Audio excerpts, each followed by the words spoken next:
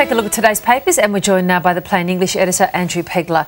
Andrew, good morning. Morning, Joe. Morning, Virginia. What's on the list today? Well, Rio Tinto have called in, or have been using, Henry Kissinger, which has really caught me by surprise. I didn't know that, to sort of help them bridge the gap with the China situation after Stern Hugh and the Chinalco deal fell apart. So they've got him in as a consultant. So he's already on the books? He's on the books, Joe. Yeah, he's a paid-up Rio Tinto consultant. He'd be earning a pretty penny. You imagine he would be, yeah. He, of course, would be well known as being, you know, the guy that went into China in 1971 and opened the doors for Richard Nixon to go in eventually and meet with the Premier and start a sort of a dialogue between those two massive countries.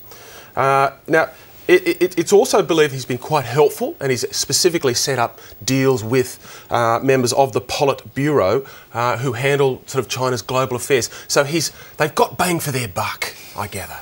Well, not that helpful. That's a very good point. They still have an executive behind bars.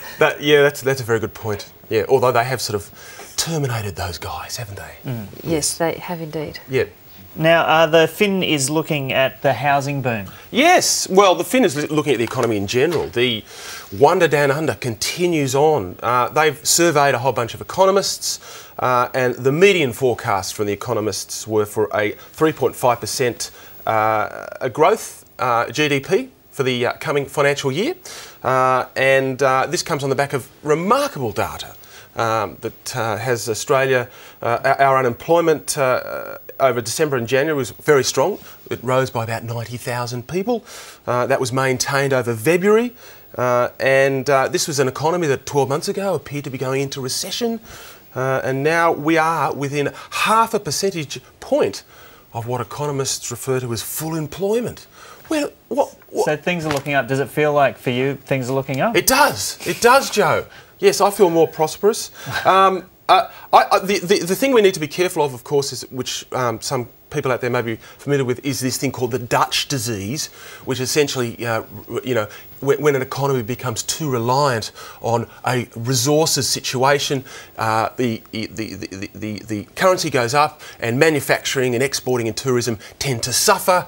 When the resources boom goes away, manufacturing has been decimated, we don't have anything to fall back on. So that's just a bit of a warning moving forward. The one-speed economy. It's interesting, we're going to hear today of a new tourism campaign for Australia. The new one finally is going to be launched to try and lay to rest the ghosts and the angels of the so-called bingle bungle. This would be the first one since Where the Bloody Hell Are You? Absolutely. Yeah. And the approach is to try and get Australians involved and to ask us to send in photographs that we've taken around Australia, our favourite place, in 25 words or less. Tell us why it's such a great really place. Doing it cheap. Well, yeah, that's right. But also, if all Australians, if you put it together and you run it, then you can't criticise it because it's your campaign. That's a good point. Now, you're looking at an interesting bit of entertainment news. Yeah.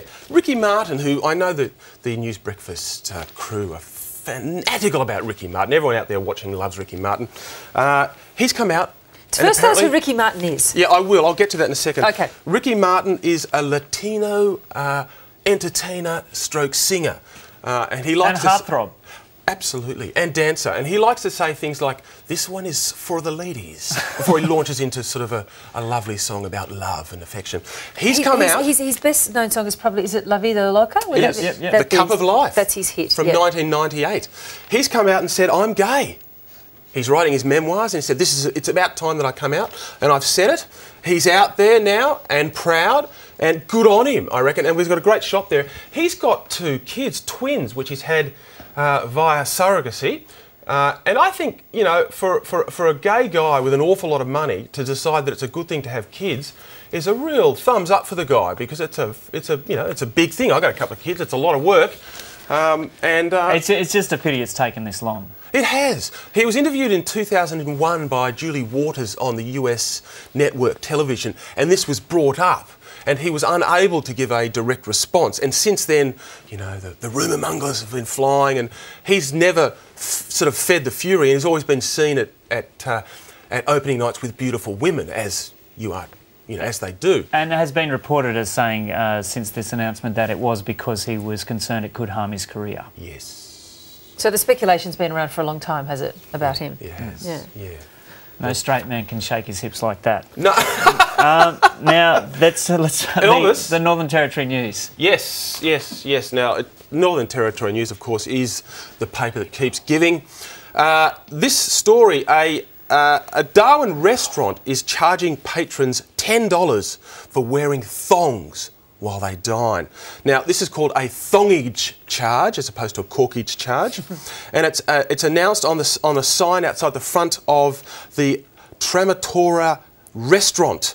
Now, the owner said the campaign is setting the tone for his boutique restaurant. It's a formal restaurant. We have tablecloths and napkins. I wear shoes and socks, and I'd expect the others to do the same. Now, there's a button on the register. Apparently, you can come in, you can wear thongs, but if you do, there's a button on the register that says thongage. He pushes it, it adds $10 to the bill, and it says 2 lamb chops and 1 thongage. And that's how that one goes. He'll be making a fortune from that up there. He will. Yeah. Well, it's a strange thing, isn't it? Because if you actually don't want people to wear thongs to your restaurant, then you say no thongs.